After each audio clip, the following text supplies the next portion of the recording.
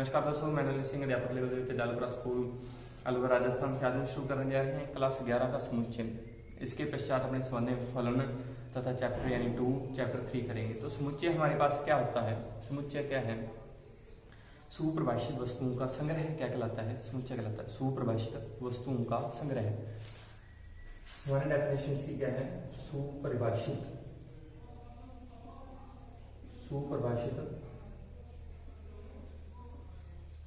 वस्तुओं का संग्रह क्या कहलाता है? सेट। सुपरिभाषित वस्तुओं का संग्रह क्या कहलाता है? सेट कहलाता है, समुच्चय कहलाता है। समुच्चय के सुपरिभाषित वस्तुओं का संग्रह किस प्रकार? जैसे उदाहरण के जरिए हमने आपकी कक्षा के छात्र, आपकी कक्षा 11th के छात्र जो हैं वह क्या है? एक सुपरिभाषित संग्रह है। क्या लिख सकते हो? क्लास 11th के छात्रों का संग्रह। अब ये संग्रह सुपरिभाषित है। संग्रह सुपरिभाषित किस प्रकार है? आप यह डिसाइड कर सकते हो कि कोई छात्र 11वीं क्लास में है या नहीं। आपके स्कूल का कोई भी छात्र है, आप उससे यह डिसाइड कर सकते हो कि ये क्लास 11 में है या नहीं है। यानी यदि आप यह डिसाइड कर सको कि कोई संग्रह में कोई वस्तु स्थित है या नहीं है, यानी वह क्या है? एक सुपरिभाषित सेट है। यानी क्लास 11 के छात्रों का संग्रह क्या है? एक सुपरिभाषित संग्रह है, यानी यह एक क्या है? सेट है, यानी यह क्या है? समुच्चय है। क्लियर? फिर प्रथम 10 प्राकृत संख्याओं का संग्रह है। प्रथम 10 प्राकृत संख्याओं का संग्रह है। क्या ये सेट है? बिल्कुल है। प्रथम 10 प्राकृत संख्या 1 2 3 4 5 6 7 8 9 और 10। तो प्रथम 10 प्राकृत संख्या हमारे पास है। ये सुपरिभाषित है। आप यह डिसाइड कर सकते हैं इन प्रथम इस संग्रह में कोई अन्य नंबर आएगा ही नहीं है। जैसे मैंने कह दिया 11, क्या इस संग्रह में आएगा? नहीं। क्यों नहीं आएगा? क्योंकि यह प्रथम 10 प्राकृत संख्याओं का समुच्चय है। 10 इसमें से आएगा, 9 इसमें आएगा, 8 इसमें से आएगा। यानी आप यह डिसाइड कर पा रहे हो, यानी आप यह निश्चित कर पा रहे हो कि कोई वस्तु कोई इस संग्रह में स्थित है या नहीं है, कहीं कोई नंबर इस संग्रह में स्थित है या नहीं है। यानी यह क्या एक सेट है। क्लियर? पता लगा सुपरिभाषित वस्तुओं का संग्रह है। अब सेट नहीं है, उदाहरण एक देख सकते हो आप। जैसे भारत के सर्वश्रेष्ठ या उत्तम क्रिकेटरों का समूह, उत्तम 3 क्रिकेटरों का संग्रह है। उत्तम 3 क्रिकेटरों का संग्रह है। क्या यह सुपरिभाषित है? नहीं, ये सुपरिभाषित नहीं है। क्यों नहीं है? आप इस एग्जांपल से समझ सकते हो। 2 स्टूडेंट आप लोग मान लेते हैं, एक मनीष से पूछा गया और एक पूछ गया मैंने दिनेश। दोनों से मैंने पूछा। मैंने पहले मनीष से पूछा कि बताओ कि भारत के उत्तम 3 क्रिकेटर कौन से हैं। तो उसने पता क्या कहा? उसने कहा, वो कहता कि MS धोनी, विराट कोहली, जसप्रीत बुमराह। उसने 3 नाम ले लिए। ठीक है। फिर दिनेश से पूछा तो दिनेश ने क्या कहा? दिनेश कहता युवराज सिंह, वीरेंद्र सहवाग और हरभजन सिंह। 3 उसने ये नाम ले लिए। अब किसी और छात्र से पूछा गया तो और 3 नाम ले लिए उसने। क्या ये सुपरिभाषित हो गया? नहीं। यह इन जो क्रिकेटरों का जो संग्रह है वह सुपरिभाषित नहीं है, क्योंकि अलग अलग छात्रों या अलग अलग व्यक्तियों का माइंड सेटअप क्या है? अलग अलग होने के कारण वो संग्रह क्या बना रहा है? अलग अलग बना रहा है। यानी उनका समूह जो है, उनका जो संग्रह है वो क्या सुपरिभाषित नहीं है। लेकिन इसी प्रश्न को अगर इस प्रकार किया जाता कि भारत के ICC रैंकिंग के अनुसार, उत्तम 3 क्रिकेटरों का समूह, तो उत्तम 3 क्रिकेटरों का समूह क्या होगा? उसमें क्या है? रैंकिंग सेट करेंगे। पहले पर कौन है? विराट कोहली है, फिर दूसरे पर कौन है और तीसरे पर कौन है। तो उन्होंने डिसाइड कर रखा है पहले से, यानी वो निश्चित है। आप यह निश्चित कर सकते हो कि उन तीनों में से कोई प्लेयर या कोई क्रिकेटर आएगा या नहीं आएगा। यानी उसमें से MSD आएगा या नहीं आएगा, या युवराज सिंह आएगा या नहीं आएगा, वीरेंद्र सहवाग उसमें से आएगा या नहीं आएगा। यदि आप यह डिसाइड कर रहे हो, यानी वो सेट हो जाएगा। यानी ICC रैंकिंग के अनुसार उत्तम 3 क्रिकेटरों का जो संग्रह होगा वह क्या होगा? एक सेट होगा। लेकिन अगर आप सीधा कह देते हो कि भारत के उत्तम 3 क्रिकेटरों का संग्रह है, वो एक सेट नहीं होगा। क्लियर? यानी वो सुपरिभाषित नहीं होगा। क्लियर हो गया? अब और उदाहरण देख सकते हो। जे अक्षर से प्रारंभ होने वाले भारतीय अंग्रेजी महीनों के नाम। तो अंग्रेजी महीनों के नाम जो प्रारंभ होते हैं जे से जनवरी, जून और जुलाई, यानी आप यह डिसाइड कर पा रहे हो कोई महीना जे से प्रारंभ हो रहे हैं नहीं हो रहा, यानी वह क्या है सेट है। यानी जे अक्षर से प्रारंभ होने वाले अंग्रेजी महीनों के नामों का जो संग्रह है वो क्या है सेट है, यानी सुपरिभाषित है। ठीक, पता लग गया अपने को सेट क्या है, सेट के बारे में क्लियर है सभी। अगर नहीं हो पता लगा कमेंट में कर सकते हो, थोड़ा और बता देते हैं। और 100 से कम प्राकृत संख्याओं का समुच्चय, 100 से कम प्राकृत संख्याओं का समुच्चय, 100 से कम प्राकृत संख्याओं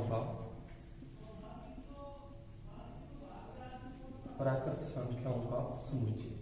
अब 100 से कम प्राकृत संख्याओं का समुच्चय, अब यह एक क्या एक सुपरिभाषित है, हाँ बिल्कुल सुपरिभाषित। आप ये इसमें यह डिसाइड कर पा रहे हो कोई संख्या इसमें से विद्यमान है या नहीं है।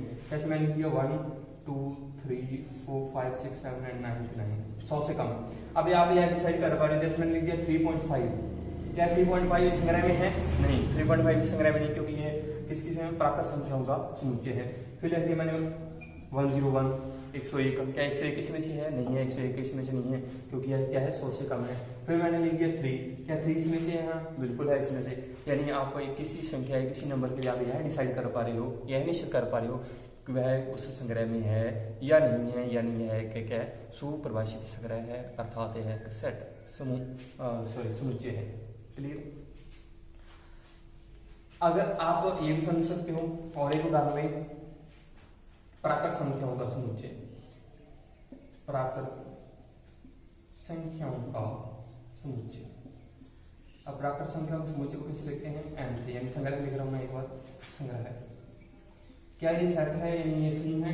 बिल्कुल है। 1 2 3 4 5 6 7 8 9 इस प्रकार क्या चल रहे हैं, अनंत तक जाएगा ये, यानी परिमित नहीं है, अपरिमित है। लेकिन आप इससे यह डिसाइड कर सकते हो कि कोई जो अंक है वो इसमें विद्यमान कोई संख्या इस संग्रह में है या नहीं। जैसे उदाहरण के जरिए देख सकते हो 10101,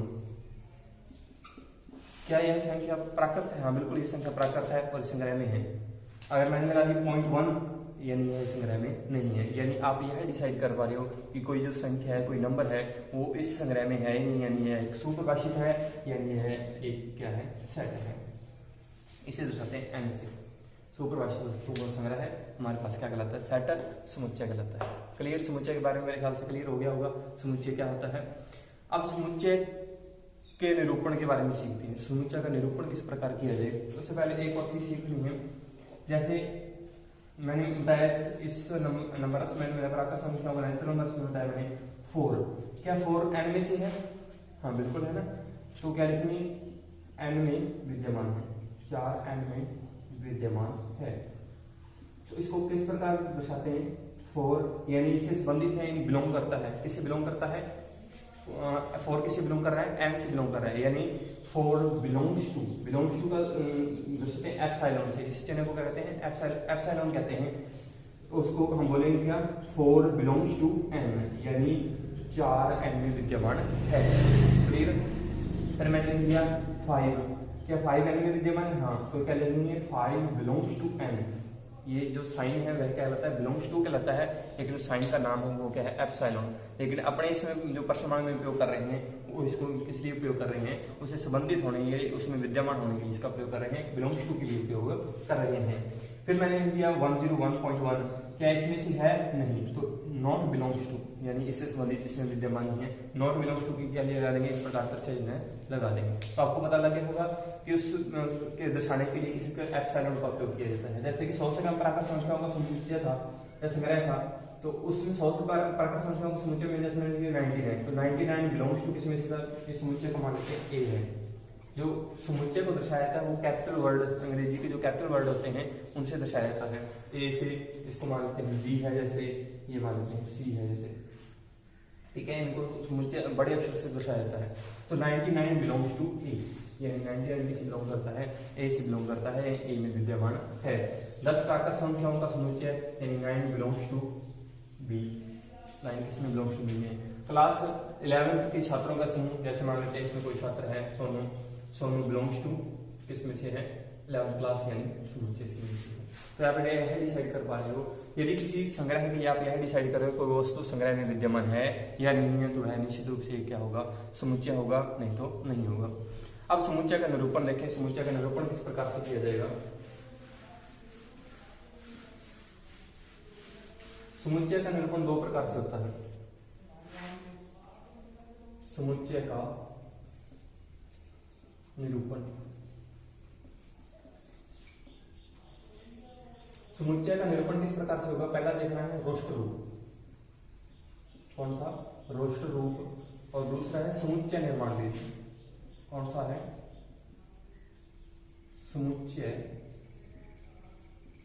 निर्माण विधि। समुच्चय निर्माण विधि दो अपने देख लिए, रोस्टर विधि और समुच्चय निर्माण विधि, दो देखने हैं अपने किस प्रकार अपन निरूपित की जा सकते हैं। देखिए पहले अपन एक एग्जांपल लिया था, एक मैंने क्या लिख दिया यहाँ पर 10 प्रथम 10 प्राकृत संख्याओं का समुच्चय। क्या लिख दिया, प्रथम 10 प्राकृत संख्याओं का समुच्चय। तो प्रथम 10 प्राकृत संख्याओं का समुच्चय रोस्टर रूप में किस प्रकार लिखेंगे, पहले आप संख्या लिखो। प्रथम 10 प्राकृत संख्या क्या होंगी, 1 2 3 4 5 6 7 8 9 और 10 लिख दीजिए। ठीक है, रोस्टर रूप में क्या करना है, प्रत्येक संख्या को आने वाली संख्या से भिन्न करने के लिए उनके मध्य क्या लगाना है, कोमा का चिन्ह लगाना है, और दोनों तरफ क्या लगा देना है, अपने को मंजिला लगा के कोष्टक लगा देने हैं, और बराबर में क्या लिखेंगे, जैसे ए है तो ए से निरूपित करेंगे। तो यह हमारे पास यह जो निरूपण कहलाता है, इस प्रकार का निरूपण है, रोस्टर रूप कहलाता है। क्लियर, पता लग गया। अगला एग्जाम्पल देखो, 42 को विभाजित करने वाली, अगला एग्जाम्पल है 42 को, संख्या 42 को विभाजित करने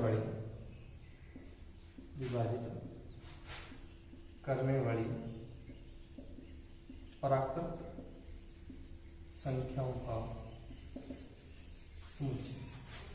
प्राकृत संख्याओं का समुच्चय तो किस प्रकार लिखेंगे, जैसे बी मान लिया मैंने इसको, तो रोस्टर लगा दिया। अब 42 से कौन कौन सी हैं, 1 2 3 फिर 6 7 14 21 42, और इन सभी को भिन्न करने के लिए क्या लगा देना है, इनके मध्य कोमा का चिन्ह लगा देना है, और दोनों तरफ क्या लगा देना है, मंजिला कोष्टक लगा देने हैं। तो निरूपण हो गया इसका। ठीक है, फिर और एग्जांपल से देख सकते हो, जैसे प्राकृत संख्याओं का समुच्चय।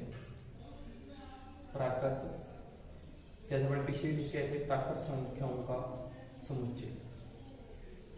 तो प्राकृत संख्याओं का समुच्चय किससे दर्शाते हैं, एन से 1 2 3 4 5। एप्रीमिट है तो ऐसे क्या लगा देंगे, इसमें डॉट डॉट लगाते हैं। फिर अंग्रेजी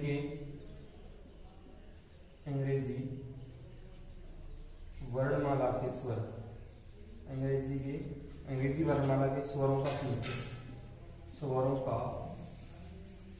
समुच्चय। तो स्वरों का समुच्चय मान लेते हैं सी है, तो किस प्रकार लिखेंगे, ए आई ओ यू ई, इनके मध्य क्या लगा देना, कोमा का चिन्ह लगा देना है, और दोनों तरफ क्या लगा देना, मंजिला कोष्टक लगा देना है। क्लियर, पता लग गया। रोस्टर रूप में किस प्रकार लिख सकते हैं। अब सीखते समुच्चय निर्माण रूप में किस प्रकार लिखेंगे। तो समुच्चय निर्माण रूप ज्यादा उपयोग नहीं आता, लेकिन अपने पास हमारा 1.1 में दिया हुआ है, शॉर्ट में लिखने के लिए उपयोग में किया जाता है। ये जो है ये ज्यादातर अपने इसका उपयोग करेंगे, रोस्टर रूप का ही उपयोग किया जाएगा। जैसे इसी को देखें, प्रथम 10 प्राकृत संख्याओं का समुच्चय। प्रथम 10 प्राकृत संख्याओं का क्या लिखना है, समुच्चय लिखना है। तो ये किस प्रकार लिखा जाएगा, ए, तो पहले लिखेंगे x, फिर इस x की क्या लिखी जाएगी, विशेषता। इस x की क्या लिखी जाएगी, विशेषता। x एक प्राकृत संख्या है, x एक प्राकृत संख्या है, और साथ में क्या है, दो चीजें होगी, x एक प्राकृत संख्या है और साथ में क्या है, 10 या 10 से क्या है, कम है। प्राकृत संख्या है, प्रथम 10 प्राकृत संख्या है, तो x less than and equal 10। ठीक है, इस प्रकार भी लिख सकते हो आप, इस प्रकार भी लिख सकते हो। प्रथम 10 प्राकृत संख्याओं में इसको ये सही है, ये तरीका आपको करना है। x पहले क्या लिखना है, x, फिर उसकी विशेषता है, उसका गुण लिखना है। x एक प्राकृत संख्या है और x क्या है, 10 से लेस देन या उसके इक्वल है। ठीक है, फिर दूसरा पार्ट देखो, बी, 42 को विभाजित करने वाली प्राकृत संख्याओं का समुच्चय। तो किस प्रकार समुच्चय लिखोगे, पहले तो क्या लिखोगे यहाँ पर x, फिर क्या लिख देंगे, x की विशेषता। x की विशेषता क्या है, वो 42 को क्या करता है, विभाजित करता है। संख्या 42 को विभाजित, संख्या 42 को विभाजित संख्या, को विभाजित संख्या, x लिखोगे, x संख्या 42 को विभाजित संख्या है। क्लियर। सी पार्ट प्राकृत संख्याओं का समुच्चय।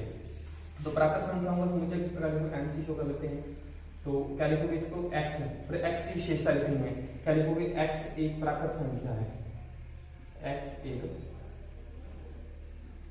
प्राकृत संख्या है। क्लियर।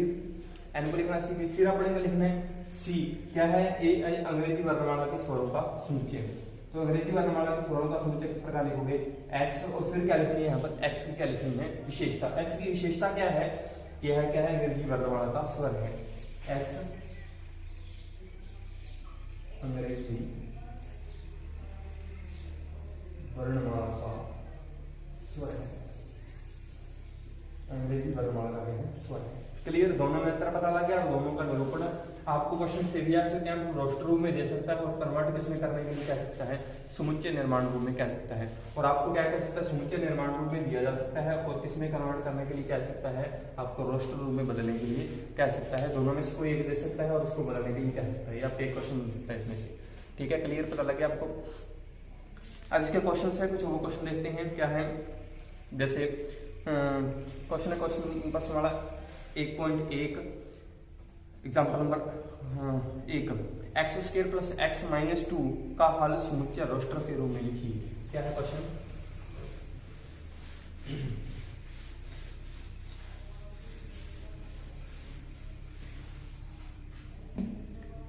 एग्जाम्पल नंबर 1 है समीकरण x² + x - 2 = 0 का हल रोस्टर रूप में लिखिए, का हल रोस्टर रूप में लिखिए। तो इसका हल आपको पहले हल याद करो, हल क्या है इसका, फिर हल इसका क्या है, रोस्टर रूप में लिखना है। क्या लिखोगे, x² + x - 2 = 0। तो आपको हल किस प्रकार करना है, गुणनखंड करने हैं, गुणा करने पर -2 और जोड़ने या घटाने पर क्या है 0। तो क्या आएगा हमारे पास, x² + 2x - x - 2 = 0। तो हमारे पास क्या आएगा, x + 2 और यहाँ से कॉमन क्या आएगा -1, x + 2 = 0। तो x - 1 और x + 2 = 0। या तो हमारे पास क्या आ सकता है, x - 1 = 0 हो सकता है, या हमारे पास क्या आ सकता है, x + 2 = 0, यानी x बराबर क्या आ गया 1 और x क्या आ गया -2। क्लियर। अब इसको रोस्टर रूप में लिखना है, हल समीकरण का हल, समीकरण का हल 1 - 2 और दोनों तरफ क्या लगाना है, क्वेश्चन पर, या इसका हल था। ठीक है, फिर देखें एग्जांपल नंबर 2 क्या कहता है, समुच्चय x एक धन पूर्णांक संख्या है और x² किससे कम है, 40 से कम है। तो क्या लिखना है, रोस्टर रूप में लिखिए। एग्जांपल नंबर 2 हमारे पास क्या है,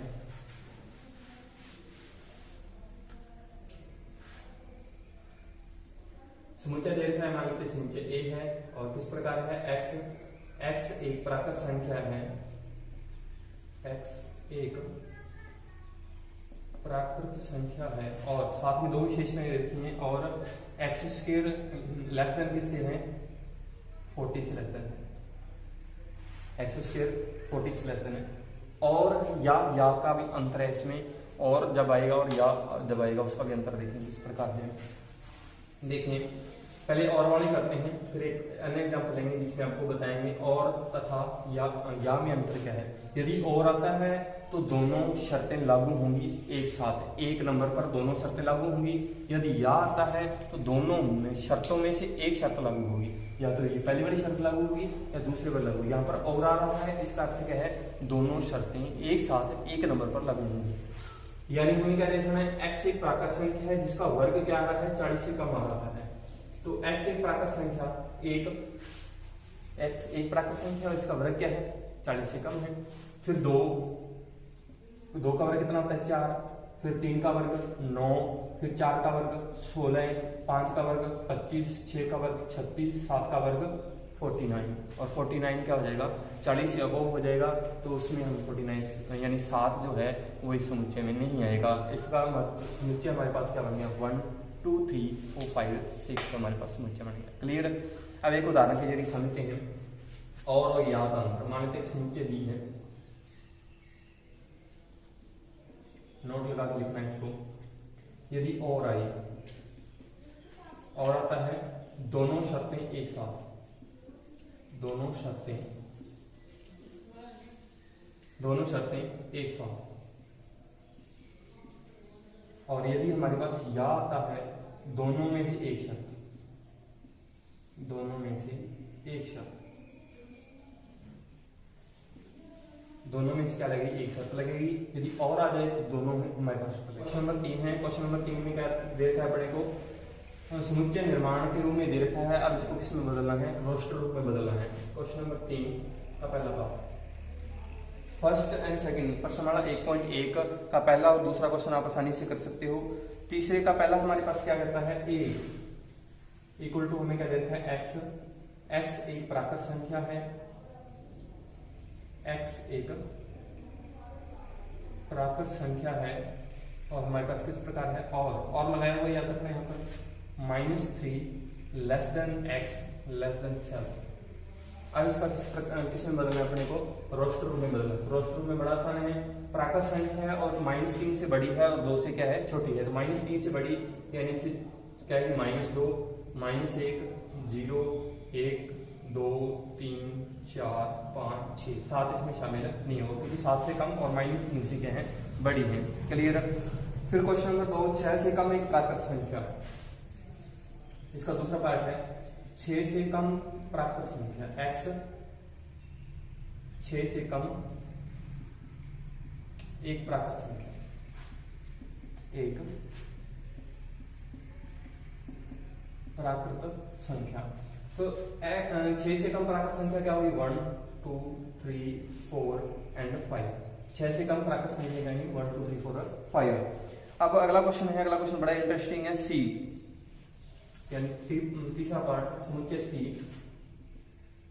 x 2 अंकों की एक संख्या है, 2 अंकों की एक संख्या है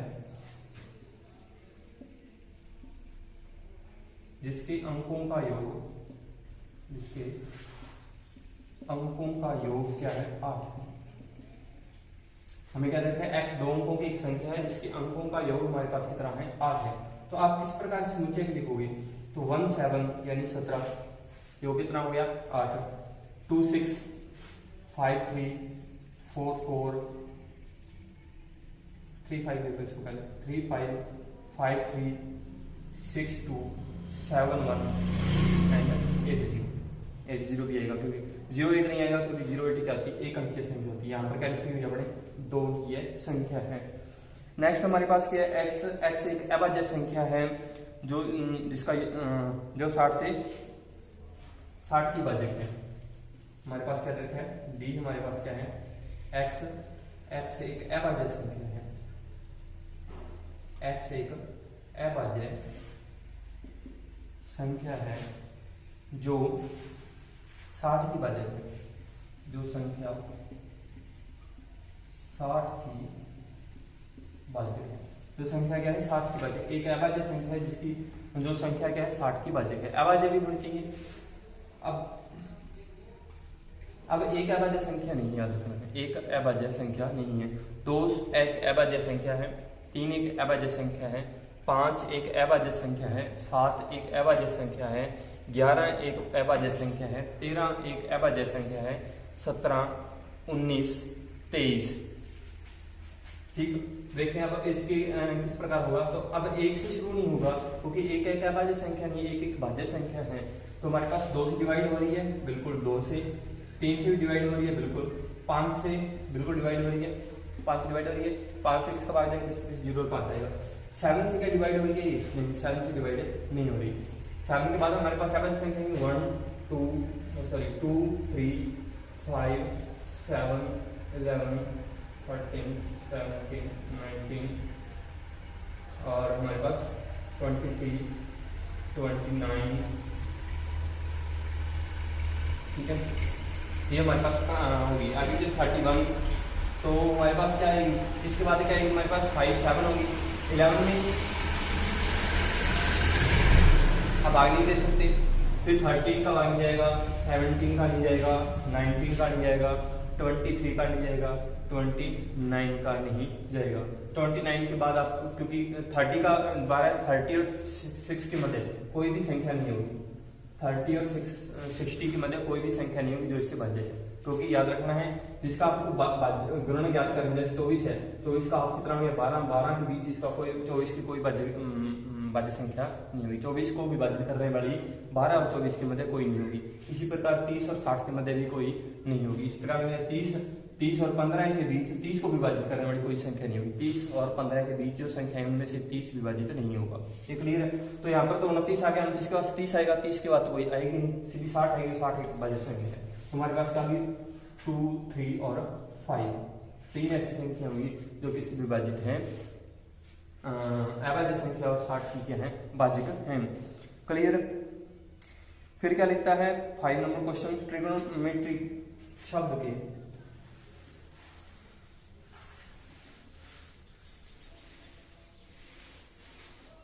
ट्रिग्नोमेट्री शब्द के सभी अक्षरों का समुच्चय। एक अवयव मात्र एक बार ही है। टी क्या 2 बार आ रहा है? हाँ बिल्कुल 2 बार आ रहा है, तो इसको हटाना पड़ेगा, तो ये क्या आएगा एक बार ही आएगा। आर 2 बार आ रहा है तो आर को हटाना पड़ेगा। फिर आई एक बार आ रहा है, GOM, तो ये हमारे पास समुच्चय क्या होगा इसका TRIGOMEY।